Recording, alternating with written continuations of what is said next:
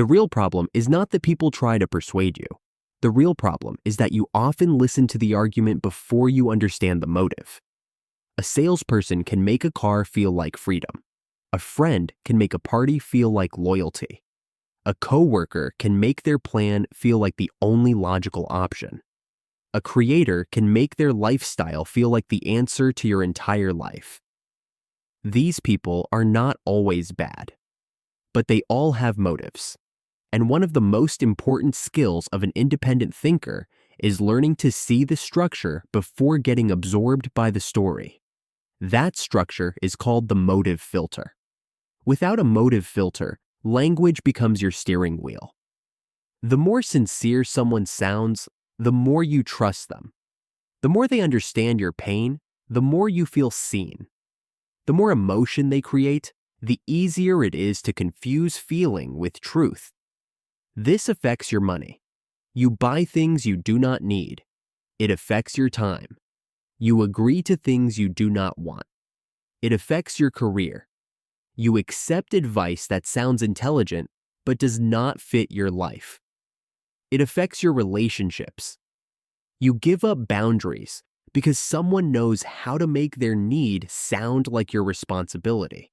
Many people say, "I was manipulated." Sometimes that is true. But often the deeper issue is that they never pause to examine the motive. Humans are persuaded by stories because stories enter emotion faster than facts. If someone gives you a list of car specifications, you may not care. But if they paint a picture of you driving with your family, feeling relaxed, respected, and free, the car becomes more than a car. It becomes an identity. That is why advertising, politics, social media, sales, and even personal relationships often wrap ideas in emotion. They are not only saying, "This is good." They are saying, "If you choose this, you become this kind of person." Once an idea attaches itself to identity, you're no longer only judging a claim. You are protecting an imagined version of yourself. The motive filter is like airport security. It does not assume every person is dangerous. It simply says everything needs to pass through a check. Ideas are the same. An idea can be sincere, it can be useful, and it can also serve someone's interest.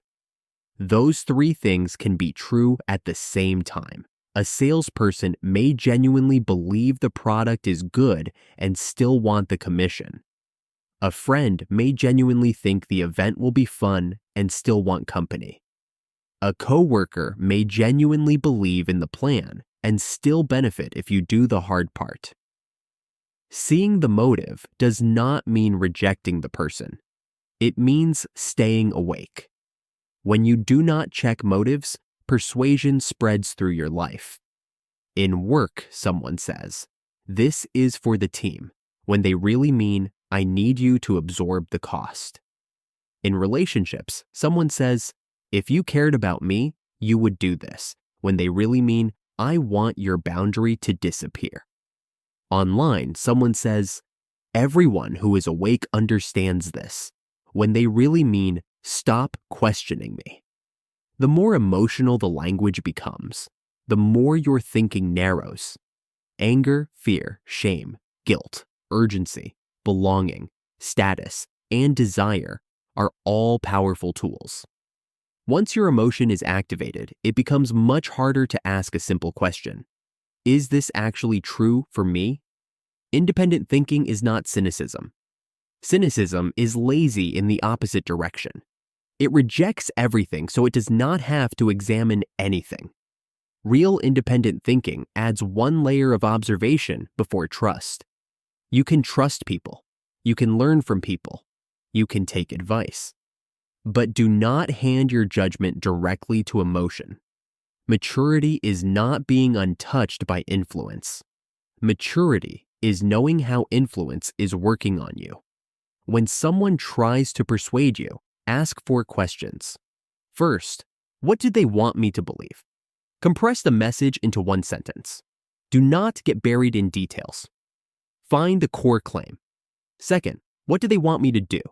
Buy, join, vote, apologize, forgive, stay, leave, share, work, donate, agree, or change plans. Most arguments are attached to an action. Third, who benefits if I believe this? Benefit does not mean corruption. It just reveals the structure. Do you benefit? Do they benefit? Does someone else benefit? Fourth, do I have time to think? Anything that demands an instant decision deserves extra attention. The right choice usually survives a little time. You do not need to treat every persuasive person like an enemy. That will only make you tense. Just remember this: persuasion is not proof. The more something moves you, the more important it is to slow down, because clarity is not refusing influence. Clarity is knowing where someone is trying to lead you. In the next episode, we will go one layer deeper. The hardest manipulation to detect is not when someone else lies to you. It is when you lie to yourself.